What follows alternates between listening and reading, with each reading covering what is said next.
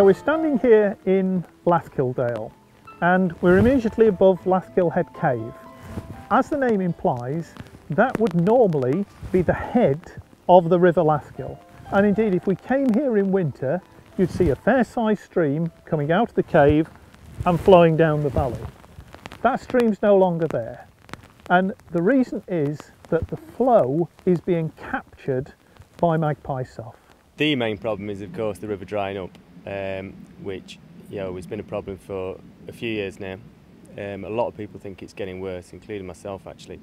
I've been here 13 of 14 years. What basically happens is that the fish swim up from the bottom stretches, spawn up in the top stretches of the river, and then the river dries up behind them. So we have to move the fish that are stuck at the top, we have to move them back downstream. We do this by electric fishing, which the Environment Agency very kindly come and do for us. We have to do that about 3 or 4 times each year to make sure we get them all out. This whole area is lead mined, and the mine on the top, there was a sough sunk into the ground that now takes water out of the mine and takes that water into the Wye, which is the other side of the other valley over from us. The problem being is that water that is now taken into the Wye originally would have come into the Lathkill. So when we think then of the River Lathkill, think of it as starting here and going down to the site that we call the Bubble Springs. I have a weir at the Sarm Pool, which is just below that. What that showed me is that in the driest weather, the flow there drops to as little as 20 litres per second. And under the highest flood that we've measured, it goes up to about 7,000 litres per second. Now at the 20 litres per second, this whole channel, all the way from here down to Sarm Pool, is completely dry. And the 20 litres per second is just coming out as a little bit of groundwater that's coming out. Obviously under the 7,000 litres per second, water's pouring out of this cave and going down. Now let's think about Magpie Sough then, and we put that plug into it. So what we'd hope to do is that we'd get 200 or 300 litres per second coming out of here in the driest of conditions, and an additional 600 litres per second maximum in the flood conditions. So you can see that it'll make a huge difference to the low flows, but a negligible difference to the high flows. I look after 4 miles of the River Lathkill downstream from Alec. I have done for 17 years. The river suffers every year from low flows, and twice every decade extreme low flows occur where algae takes over, the fish die, the insects die, the weed dies, and the fishery fails. We're talking moving up to 3,000 fish, so obviously the more fish there are, the longer it takes them. We have to go a lot steadier with electric fishing gear.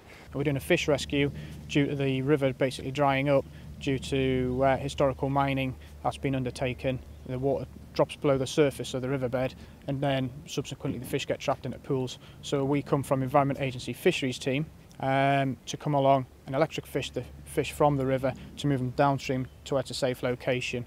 Once we get them out of the water, we've gone into a tub on the boat with plenty of oxygen to keep the fish there for a while. We individually count the fish into the tub on the back of the trailer there, and they're counted individually to sort of get an idea of size and year classes, and also the fish population to see how well they've spawned in previous years and how well those juvenile fish have successfully come on. So far today we've caught about 500 fish that are 2 years old, approximately. We've caught over 100 fish that are about a year old, and we've only caught about 12 fry, which are the babies, which is probably the most worrying thing about it. Although we're doing excellent work catching the bigger fish, we're obviously not catching the small fry, which are really the true life of the river.